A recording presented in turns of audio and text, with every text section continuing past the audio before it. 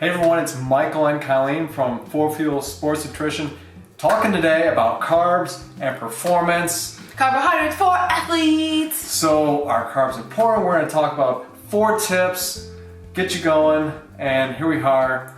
What are we going to talk about today? We are going to talk about the basics of carbohydrates. What is a carbohydrate? How much should you be consuming? Good, the bad, should you be consuming them at all? And timing, of course. What is your experience with carbohydrates? Because I know we talked in our other video on the recommended protein intake for athletes. So many athletes are just not feeling 100% because they're just not getting enough protein. Do you see that same thing with carbohydrates? That so many people, they're really close, but just one category might be a little bit low. I see the exact same thing with carbohydrate. Even the elite of the elite typically have their carbohydrate intake off, whether it's a little bit too much, it's too little, it's not at the right time, not the right choices. You would be shocked at how many professional athletes are not doing it right. So we made this video to make sure that doesn't happen to you. All right, tip number 1, what is a carbohydrate? Is it just bread, pasta, rice, cereal, and crackers and bagels? Certainly not, even though that's contrary to what most people think. So carbohydrate is a macronutrient, just like protein and fat. The categories are sugar, starch, and fiber. So yes, carbohydrate is, bread, rice, pasta, crackers. I think that's what most athletes think of, gummy bears and whatnot. But carbohydrate is fruit. Carbohydrate is organic dairy if you tolerate it. Carbohydrate is starchy veggies like blue potato, purple potato, sweet potato, parsnip, yam, rutabaga, the list goes on and on. Those are real carbohydrates. That's where we want you to be getting your carbohydrates from. Yeah, and when you're eating a plate that is a colorful plate, you always talk about eat a rainbow.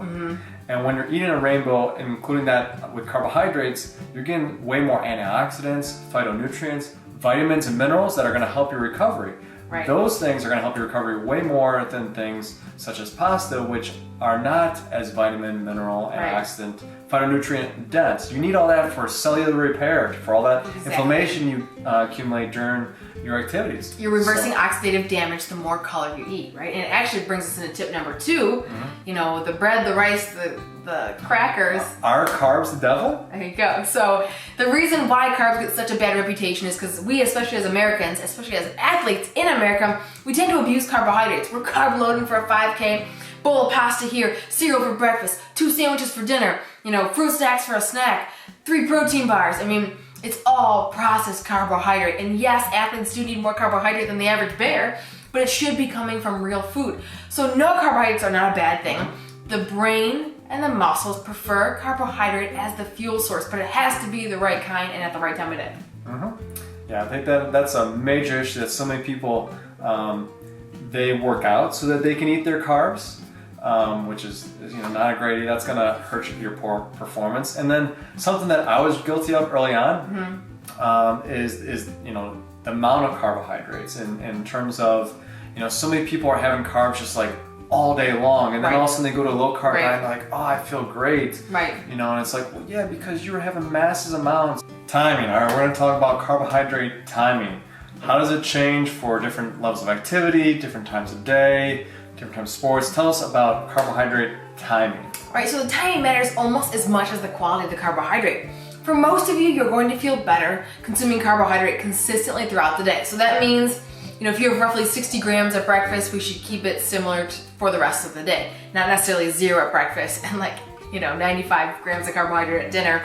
For those of you trying to lose weight, as many of our clients are, we do the carb sandwich. Totally made that up myself, but that means you have heavier carbohydrate before the workout, heavier post. The heavier pre helps provide energy for the workout to fuel the workout in the muscles and the brain.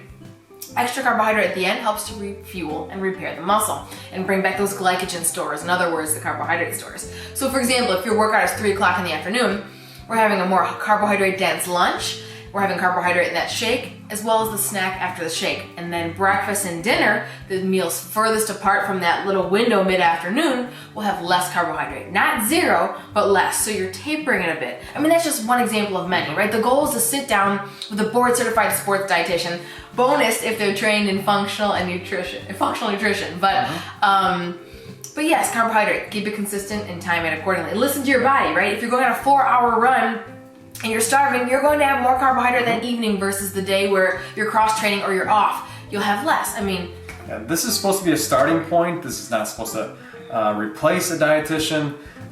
We can't give a guideline for every single sport, every single athlete, every single body type, different types of seasons. So that's why we're here. That's why we have a coaching business, because all of your needs are unique. Yeah, it's really tough. And as I said, when you change my carb intake just on one day of the week, it made a huge difference. Yes. So tons of information here. And you should let's be known, he qualified for Boston. So just saying, I mean, and he was a former college running back, so it's kind of a big deal that he's this elite distance athlete now, because we didn't totally see that coming. But that was 40 pounds ago. Dietitian helped a little bit. So 40 pounds ago, you were a huge help to that. So part of that was learning the proper protein intake, which we talked about in one video. I'll link in show notes. And then learning proper carbohydrates, especially for my long runs. We have a couple other videos that relate to this. One is sweet potato porridge, which I love for my runs, and you introduced me to that. That's a really awesome pre and post run and workout meal for carbohydrates, depending on how you make it, whether you add some peanut butter or protein or almond butter, all kinds of stuff. We have You Are the Overnight Oats Queen.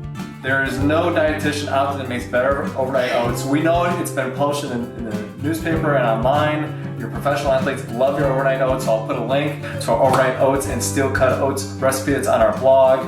I'll put a link to our recommended carbohydrate intake for athletes blog post if you want to read more there and you want to see some numbers broken down.